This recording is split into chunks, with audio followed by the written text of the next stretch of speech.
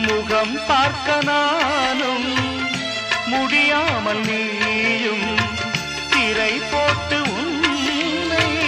மறைத்தாலே பாவம் ஒரு முறையேனும் திருமுகம் காணும்